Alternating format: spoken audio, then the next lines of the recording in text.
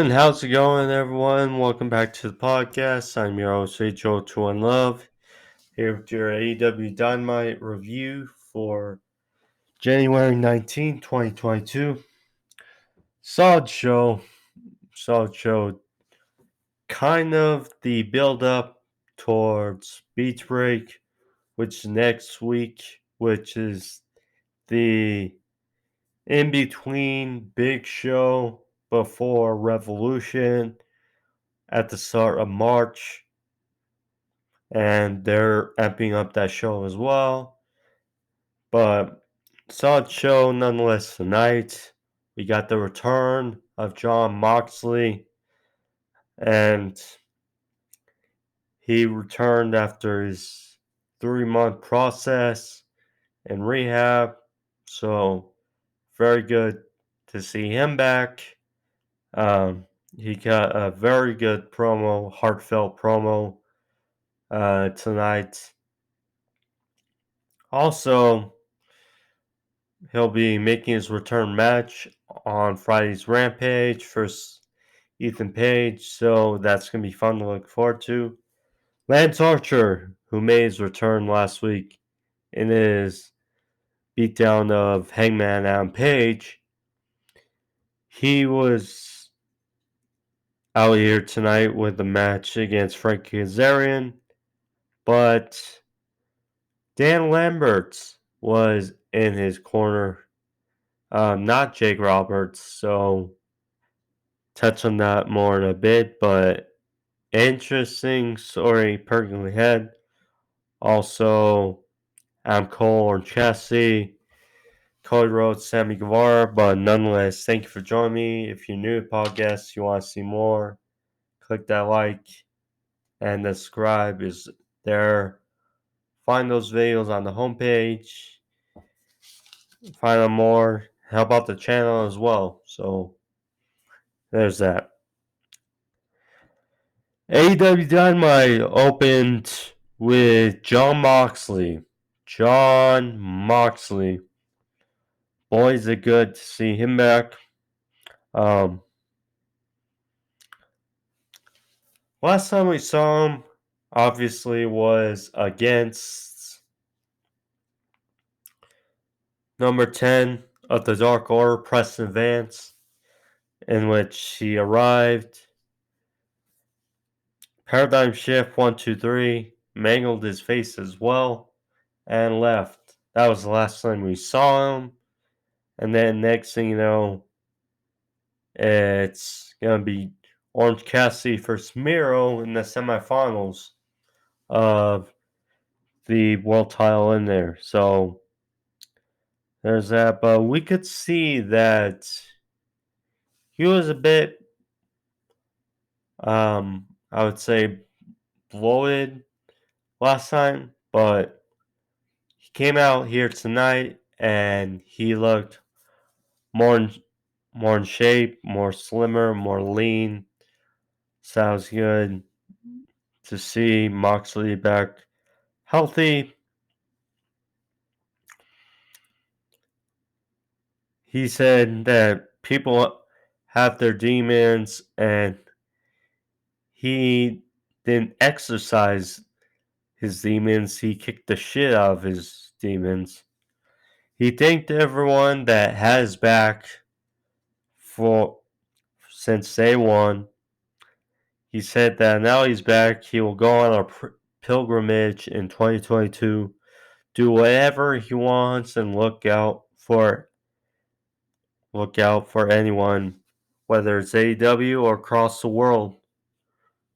So perhaps we may get a New Japan match or from a New Japan Pro Wrestling opponent. We'll see. But we saw that trend happen last year, so might start up again. And said that, yeah, he's been through hell, but he's thirsty, and he's out there for blood. So, Jon Moxley back. Great to see. Looked rejuvenated. Just felt like a breath of fresh air, him to be back after it's been a while. I mean, it's crazy how the depth of AEW is good.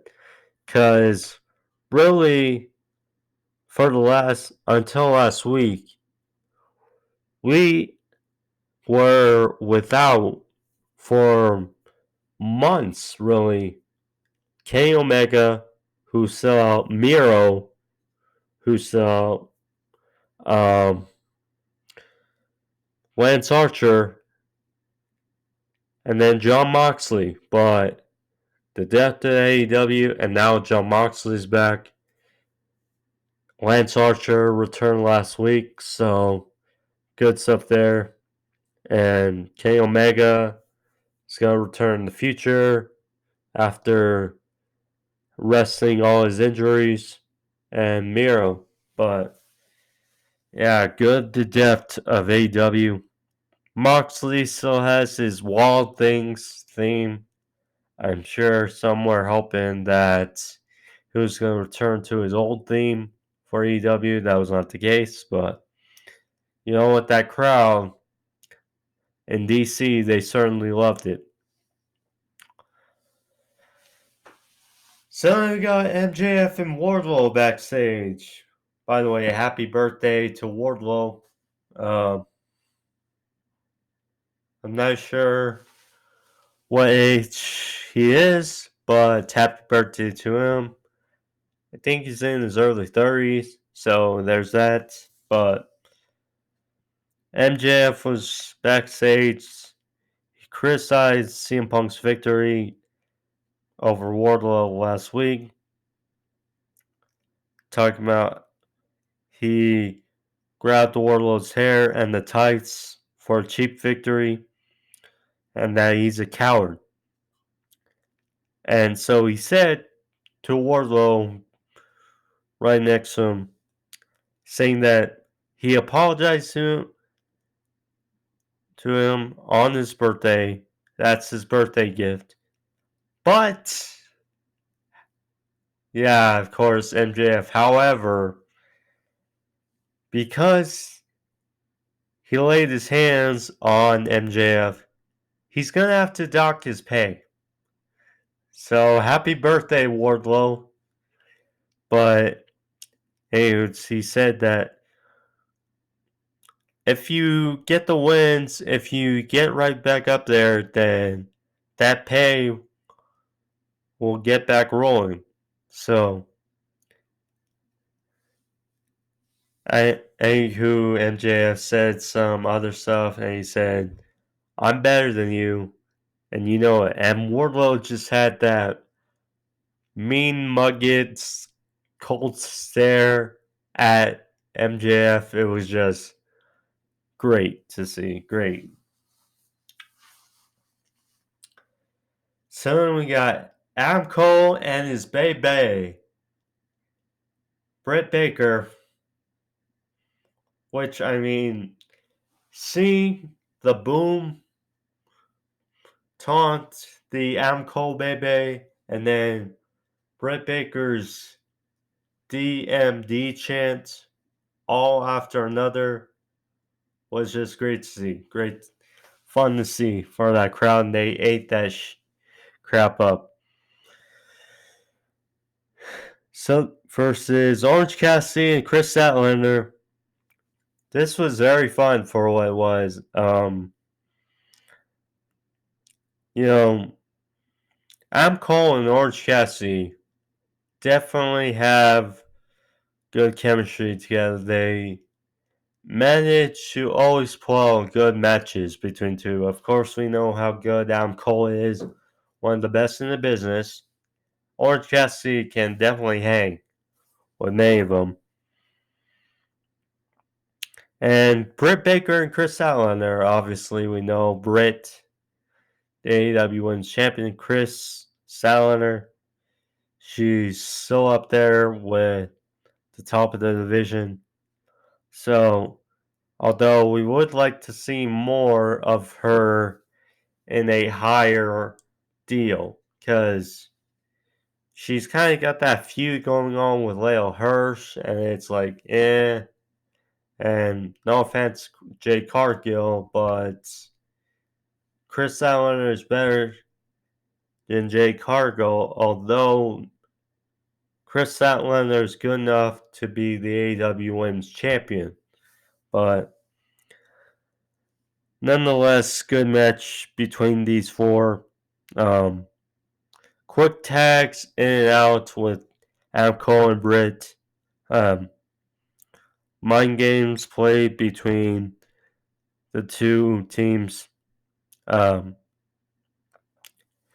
Cassidy was actually in the ring with Britt, and oh boy, I'm sure Cole is not going to be happy as Orange's devastating super kicks to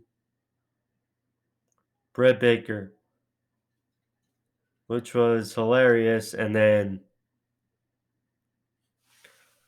Britt stopped the big super kick, and Orange Cassidy limping on the way out. That was funny. So, Tilt-A-Whirl DT by Orange on Cole, which really got the advantage for Orange and Statlander. Then they hit some stereo dives on the outside. They hugged at ringside, and then were met with super kicks by Britt and Cole, followed with a kiss, and then that was break. So then, back from break, this when the match started to heat up. Blue Thunderbomb by Statlander for a 2 count. Then Britt hit a twisting neckbreaker or swinging neckbreaker. Finally, a hot tag to Orange. And rain down shots on Cole. And chaos ensued. And then back, the women were in the ring. Fisherman Driver by Statlander for a 2 count. She went for a 450 splash on Britt Baker, but Cole tried to take the bullet, tried to cover Britt, tried to absorb the blow, to no avail. Statlander hit the 450 splash, beautiful, on both Cole and Britt Baker. That was pretty much the extent of the intergender action as far as the match is concerned. But yeah, so Orange hit beach break on Cole for a near fall. Then I think Orange was going for a tope to the outside, but I guess because the ramp was very close to the ring and, it was one of those higher up ramps, and look, he maybe did or maybe didn't, but it looked like Cassidy slipped almost on the top rope. Cole Khan with a super kick, landing on the ramp. Cole looked like he was going to go for a Panama Sunrise to Orange on the ramp, but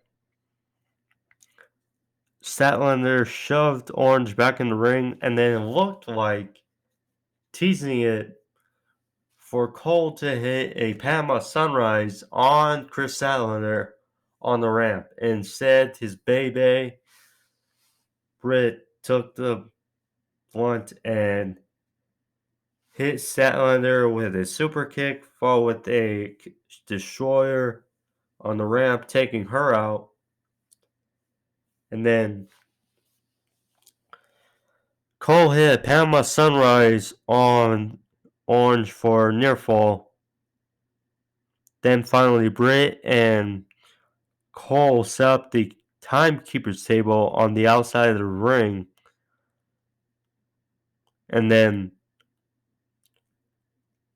Orange accidentally knocked Britt off the ring apron into the table, which took her out. Cassidy looked concerned, and Cole was pissed. Hit a low blow while the referee was tending to Britt. A low blow, the boom to the back of the head, Shining Wizard by Cole for the win. Cole and Britt Baker get their first win together in AEW. Good stuff there. Afterwards, Cole checking on Britt, who just went through the table on the outside. Good stuff there. Good match between all the four. Afterwards, the seething Cole was backstage with Marvez. He told Marvez to get out of there. And Cole said he's beating Orange in 1-1 and tag team competition. So he doesn't know what else to do. But he finally says next week it'll be him and Orange. No rules. Lights out match. Beach break. 1-1 in Cleveland. Good stuff there. Good stuff there.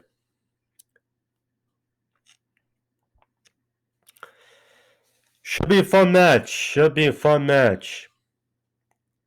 So we'll see. We'll see. It's kind of ironic. The last big lights out match was on AEW was Britt Baker and Thunder Rosa, which won Match of the Year according to Pro Wrestling Illustrated for 2021. Now, next week, it'll be Adam Cole versus Orange Cassidy. Interesting. Could we get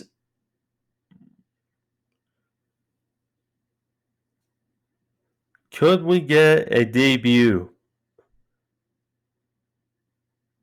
Maybe.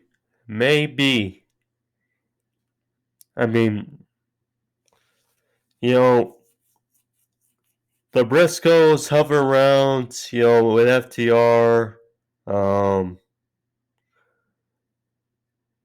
I mean, just a curious thought, or Johnny Gargano. I mean, next week they're in Cleveland. So, maybe, but we'll see. We'll see. So then we got CM Punk for Shawn Spears. This I was hyped for because we know how both can work and we know how good both are. And we know this feud between CM Punk going through the woods of the Pinnacle to get to MJF. So I was hyped for this match, and with the outcome, sure, many will be disappointed, and yeah, I was kind of disappointed, but considering that MJF was on commentary, I was okay with it. I was okay. So, CM Punk for Shawn Spears, if you blinked, you missed it. MJF came out in commentary saying that watch as the chairman Shawn Spears is going to give CM Punk his first loss. So then CM Punk went for a twisting neckbreaker. That didn't work. Lift up Shawn Spears for the go to sleep right off the bell. 1, 2, 3. CM Punk gets a quick W over Shawn Spears as MJF is watching. So, I mean,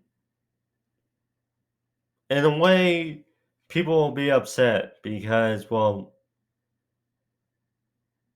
Shawn Spears lost in a couple seconds. And we know that we see a lot of short matches on WWE television. Well, the other thing is we don't see it much for AEW. The other reason, besides MJF, which I can understand why it went this route, was Wardlow. You can tell that they're building and continuing to build the build of Wardlow to eventually break away from MJF and the Pinnacle and have a big babyface run. And MJF sent or basically cost Wardlow the match last week versus CM Punk. It was drawn out, law offense by Wardlow, and then MJF caused Wardlow to go on and on and on, and eventually CM Punk squeaked out the win. This was short, and CM Punk didn't have to squeak out the win, and we love Shawn Spears, but him to get more offense on CM Punk than Wardlow doesn't really make sense. So there's that. After match, CM Punk was posing on the turnbuckle. MJF slid in the ring, and MJF was caught and got grabbed by his scarf, and he hot-tailed it. So left with no scarf is MJF. That was the period, and there was that. Next, we had the Gun Club. The Gun Club, Billy Gunn and his sons, Austin and Colton. They were backstage, and Billy Gunn was having a discussion with Christian Cage, pitching the idea of, hey, we're in the top 5. We should get a title match against your boys, Jurassic Express. Again, I haven't checked the rankings in a while, but if they're in top 5, they're in top 5. So, Christian Cage praised his sons, saying they got your genes, but still make a statement and then we'll talk. So then afterwards, the Gun Club ambush Christian, throwing him to a garage door in the backstage area. And then Colton said mission or statement answered. So there's that. Gun Club versus Jurassic Express. We'll see how they do. I mean, again, I've checked the rankings, but hopefully they're getting better because they're still really young. And yeah, if they can. Because last time we saw them against Sting and Darby and Bear Country, it was okay. So, I mean, hopefully, but we'll see. Jon Moxley's return wasn't the only return we got tonight. Cody Rhodes, the TNT champion, returned after a couple weeks due to COVID. He was back in front of the DC crowd. He talked about comebacks. He got a ladder out in the middle of the ring, a tall ladder, and he could kind of sense where it was going. So he talked about comebacks. He talked about the CM Punk coming back after 7 years, being the biggest comeback there is. And that was comeback of the year, I think, also for Pro Wrestling Illustrated. He talked about Ricky Starks. He talked about Malachi Black. He talked about Forbidden Door, saying he really started the Forbidden Door. And he says why he won't turn heel, basically shoot, why he won't turn heel is because when he needed the most, they cheered him. So there's that, in which people can discuss, but so then he mentioned that, well, people call it a secondary title, being the TNT title. And of course, because the AEW World title is the main title. But he called it saying, well, they call this a secondary title because there's two. So then he threw out the idea, he started walking up the ladder saying, next week, Beach Break, Sammy Guevara, what do you say? And then he posed on the ladder with the TNT Championship. Interesting enough, a ladder match, a unification ladder match between Cody and Sammy Guevara. Should be fun. We saw a thing of cue cards with Sammy Guevara later in the show. It was like maybe in front of the balcony, I'm not sure, but funny enough there. If it was with Ty Conti, good on Sammy Guevara. I would just leave that up. But good stuff there. Yeah, should be fun. I would not be surprised if it's, well, it's weird because you have Adam Cole and Orange Cassidy lights out next week. And, yes, it's an unsanctioned match. So, I mean,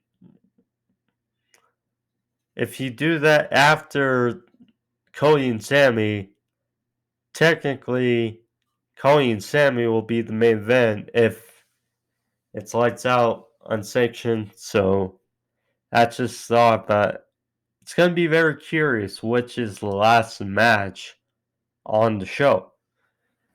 But good stuff to look forward to. So then we got the House of Black, Malachi Black, and Brody King, which they're called the Kings of the Black Throne. I think what Justin Roberts said.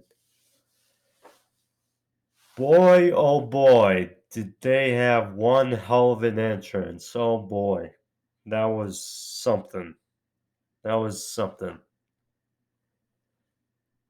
Brody King's in-ring debut, and he did not disappoint. It was short but sweet. First the Varsity Blondes. Again, they were there with Julia Hart. Julia with her eye patch. I was still wondering, could we still see a Julia Hart heel turn this week? It did not happen, but so what we got afterwards was still pretty fun. So, really short and simple. Black and Brody hit that super suplex power slam combination for the win. Brody and Black get the win here, but afterwards, so Black noted all those in attendance, all those a part of the House of Black to rise. And then we got a message on the big screen, on the Titantron. Pac talking about his justice against Malachi Black. He took the bandages off of his eyes, saying that he will be ready for Malachi Black and he's coming for his vengeance.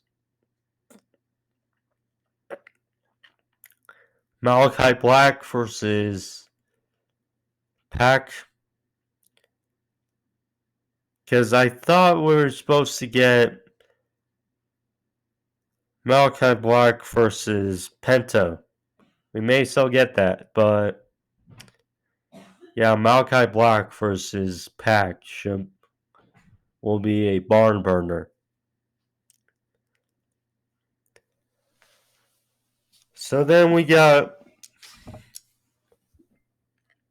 a pre-tape promo exchange between Jake Roberts and Hangman and Page. It's funny, Jake Roberts was there with Lance Archer and with Dan Lambert. I was curious, but with the direction it's going, I like it. So,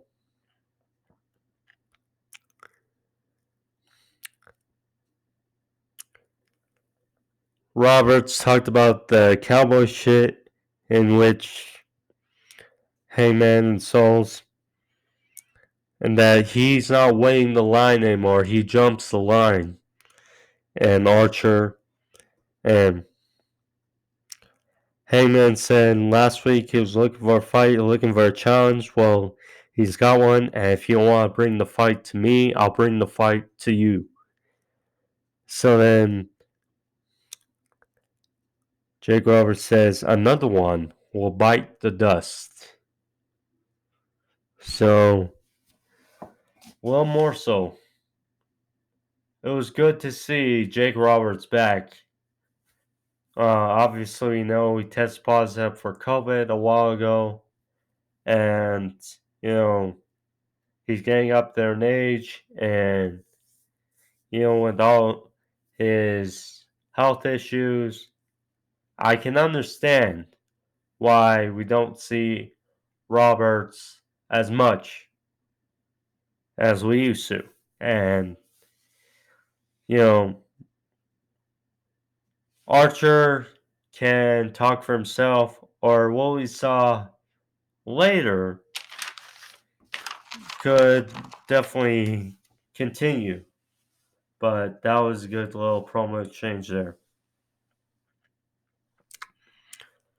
Then Trent Beretta and Rocky Romero, they were backstage, so Brandon Cutler was filming, or so he thought, for the Young Bucks.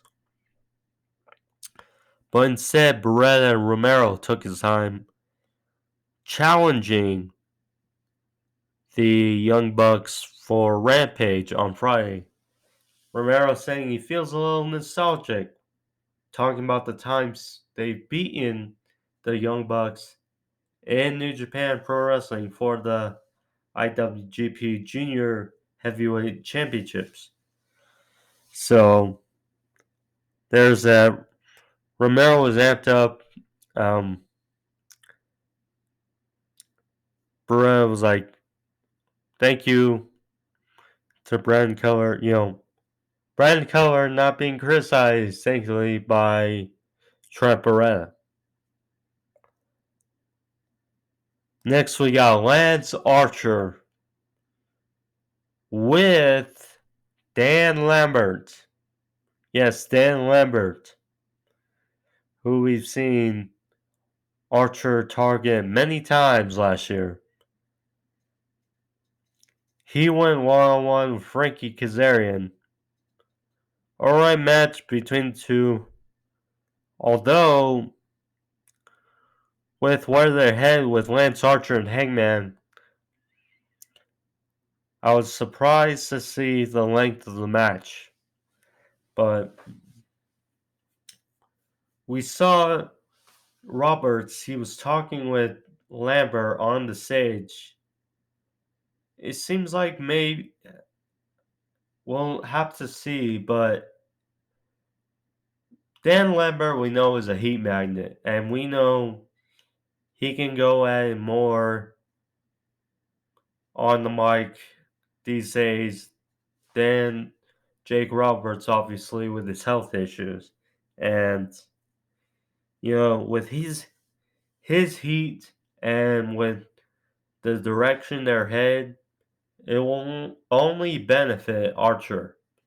Only benefit. But this match here, obviously, we know Archer is going to win devastating fashion. He did have adversity in the middle of the match.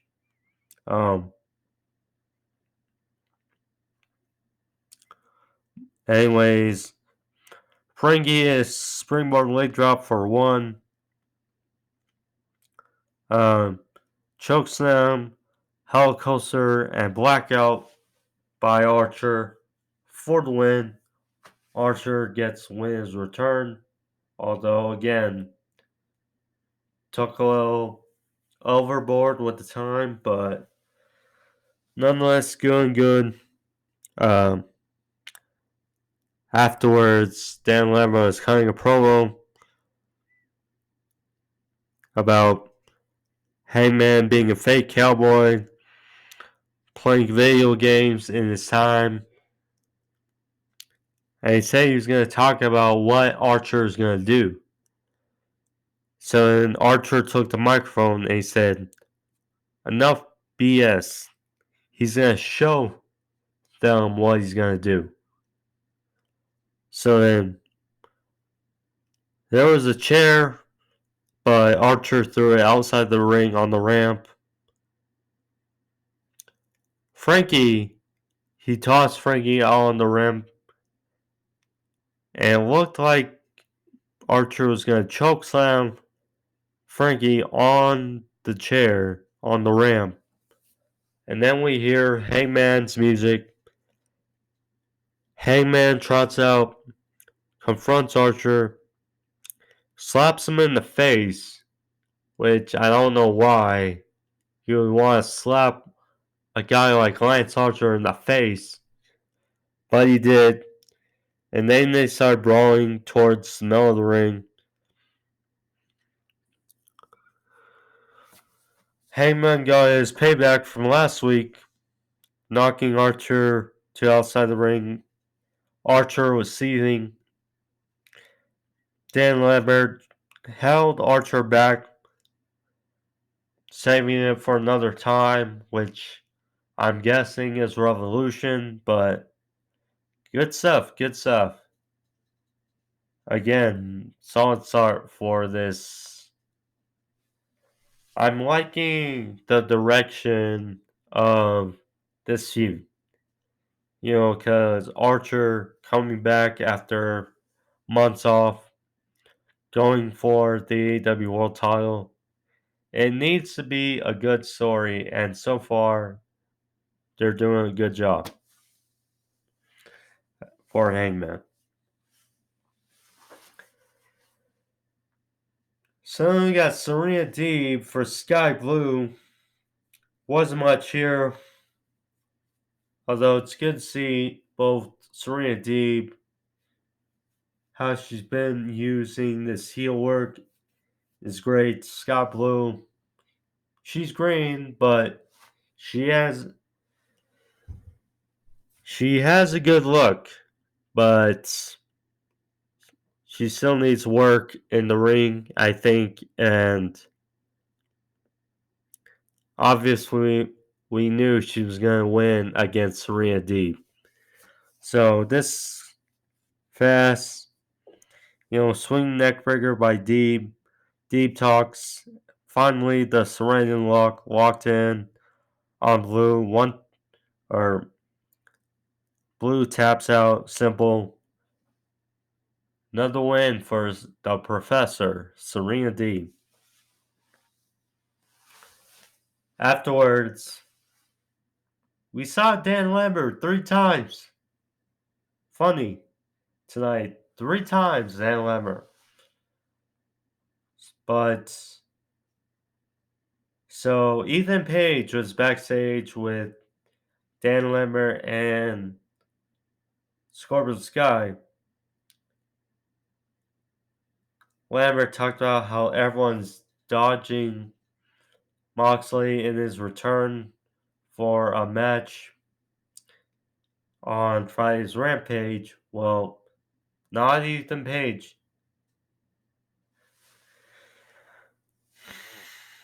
Saying that he's the prodigy, he's the stone that's going forward. He's the diamond. And that he will beat Jon Moxley on Friday. So, gonna be a good match between Jon Moxley and Ethan Page. Friday's Rampage, which will be live. So, good refresher there, but 2 good matches lined up. Moxley and Ethan Page. Trent and Rocky Romero versus Young Bucks. So good stuff there. Main event. The Acclaimed versus Darby Allin and Sting. This was good. I liked the rap video that parody that the Acclaimed made on Darby and Sting. That was good. And they made a little parody promo before the match was good as well, so one of the guys that was dressed like Sting in that video on Friday's Rampage, he was driving a car and then he ran over Bowens, who was dressed like Darby. And then Bowens, the guy dressed up like Sting was taken out by Caster. And then Caster said, "It's showtime." So then, good stuff there from the Acclaim. Also funny. So, Caster mentioned his rap, gory and self-mutilation, which was hilarious because if you read the reports, you would know that WWE's higher-ups commented on AEW saying they were gory and self-mutilation, which,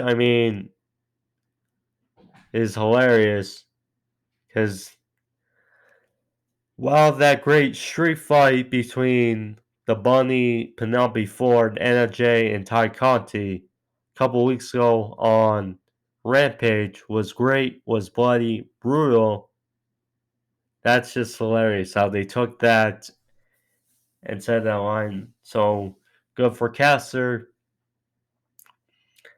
And then the following line and the last line in the rap, Caster talked about saying, Sting will look worse than Starrcade 97. That was good as well. Again, if you know from that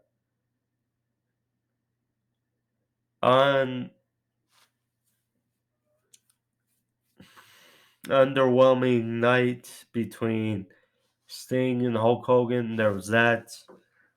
But yeah.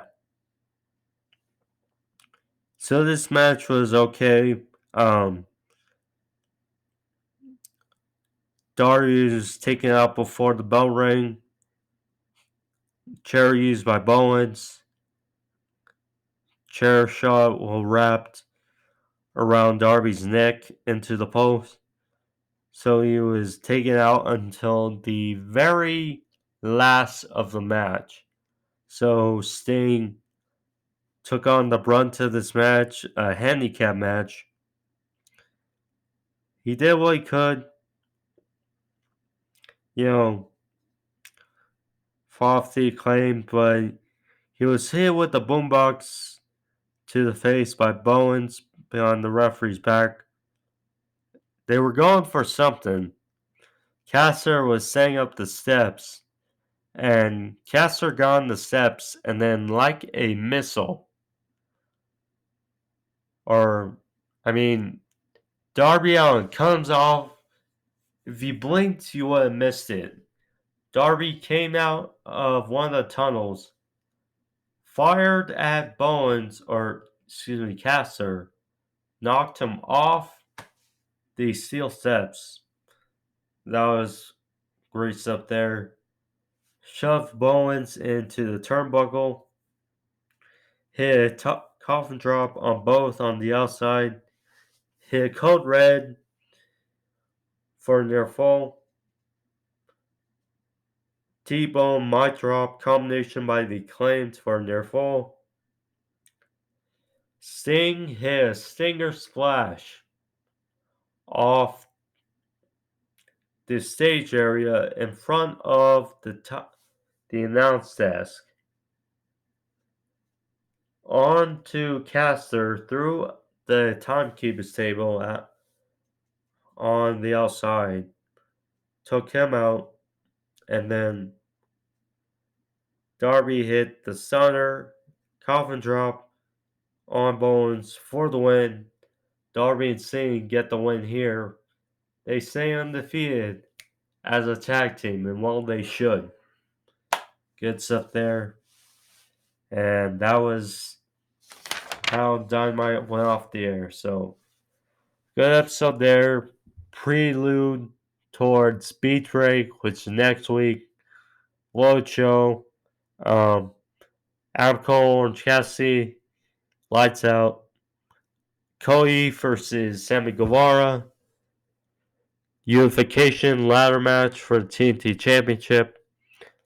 6-man tag. We got Chris Jericho and Santana Ortiz of the Inner Circle versus 2.0 and Daniel Garcia. That should be fun there. Leo Hirsch and Red Velvet. So you got a good lineup for next week's show. So, and then of course the two good matches Friday for Rampage. But anyways, solid effort for Dynamite tonight. Anyways, that's the review, guys. Hope you guys enjoyed it. Again, if you did, click that like as well as the subscribe to click out for the video. But I'll be back, of course, Saturday for Rampage, next week for Beach Break. So thank you all. Be safe. I'm Joe to Love. Peace.